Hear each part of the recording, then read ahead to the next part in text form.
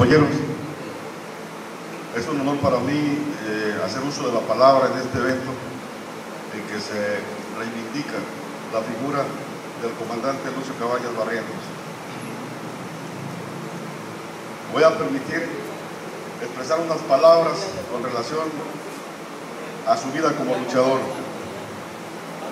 El imperialismo norteamericano desarrolla sus métodos represivos en contra de los pueblos de América Latina, determinando diferentes de los pueblos de América y de sistema de gobierno y diversas formas de represión en lo económico, lo político y lo social. Ante esto, los revolucionarios deben analizar las peculiaridades de su país para poder instrumentar la forma con las cuales desarrollan la lucha revolucionaria. Nada puede estar ajeno al contexto latinoamericano y así, desde la histórica revolución cubana con sus particulares características, se gestó una experiencia importante de lucha de las masas y guerras de guerrilla, interpretada como una de las formas de combate. En este marco, en América Latina se malinterpretó lo que se empezó a llamar foco guerrillero, por lo que muchos fracasaron en su intento, pero también en muchos influyó para poder forjar su conciencia revolucionaria. Cuando se es fiel a las convicciones y a los principios, se siente la necesidad de ser leal en su tiempo y en su espacio para la historia. Y fue así como en México, al agudizarse la explotación producto de la alianza del Estado con el imperialismo, se viene a generar el descontento, sobre todo en los estados del sur y sureste de la República. Y se dan las condiciones donde se forjan los mejores hijos de los pueblos, como lo es el comandante del Partido de los Pobres, Lucio Cabañas Barrientos, quienes, al hacer suya la vivencia de la injusticia de nuestros obreros y campesinos, se organizan y demuestran nuevamente lo que en la historia se ha repetido muchas veces, que un hombre en su más alta calidad humana se ve una necesidad y ante esa necesidad actúa, y no es un hombre circunstancial como quieren hacer creer los mercenarios de la letra. Él pudo promover el desenlace de la lucha democrática de masa, y fue por ello, previo a ese desenlace, que se enfocó su trabajo modesto y abnegado dentro de los poblados que vendrían después a servir de retaguardia, tratando de forjar cuadros políticos, militares, bajo su militancia y propias limitaciones. A pesar de diversionismo ideológico y de la confusión que alimentaban y generaban los que se hacían llamar comunistas y socialistas, sin ningún contacto con ellos y mucho menos su solidaridad, hizo lo que en su momento histórico creyó, fundó, desarrolló y murió leal a sus convicciones, aunque ahora el Estado y los detractores del Partido de los Pobres divulguen lo contrario. En esos intentos creó e intentó hacer grupos acordes a su estrategia a nivel nacional, porque la misma práctica le había demostrado que sería un error concentrarse en un solo estado. Sin embargo, por sus limitaciones, no pudo entender la mentalidad pequeño burguesa de sus colaboradores, quienes desde el momento de hacer una simple colaboración empezaron a manejar el prestigio del Partido de los Pobres para sus mezquinos intereses, que consisten en la subsistencia política y económica, dando rienda suelta a su más bajo instinto. Muchos de estos hoy le critican sus limitaciones históricas, pero a la vez, dentro del error, hacen alarde del mismo, cuando sin tener una participación completa y activa dentro del Partido de los Pobres, sin militancia, sino de colaboración circunstancial, se hacen llamar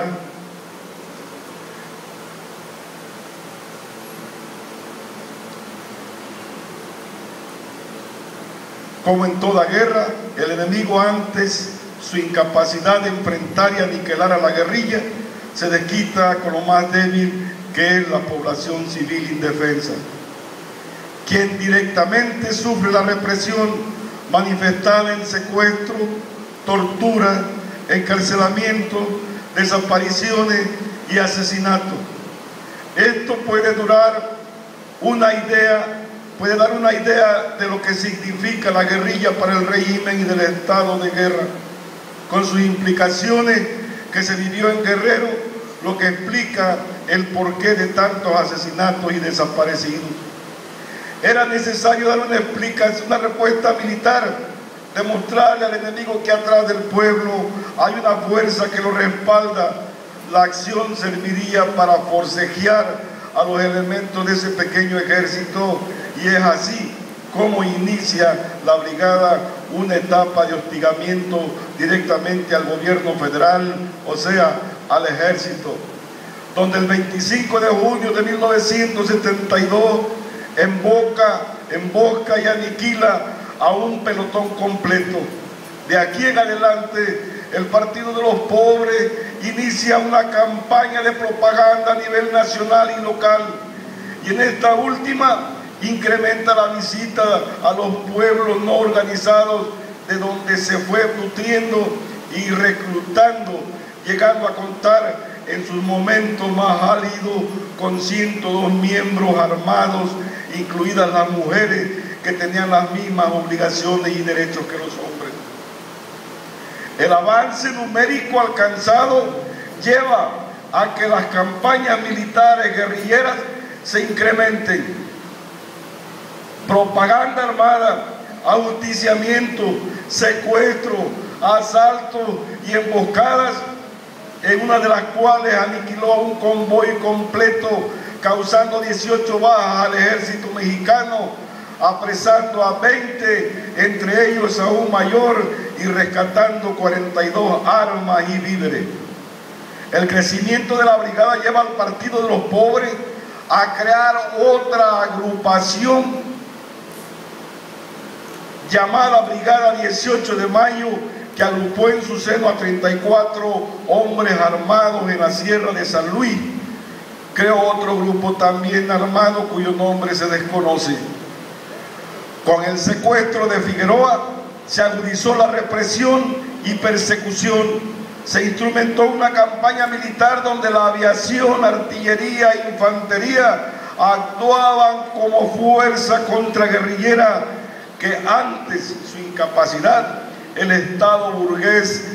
se recurre a expertos antiguerrilleros de Brasil, boinas verdes y agentes de la Central de Inteligencia, quienes directamente torturaban a los miembros del Partido de los Pobres. La persecución nunca cesó, empleando el enemigo nuevas tácticas, control de la población, desocupación de pueblos,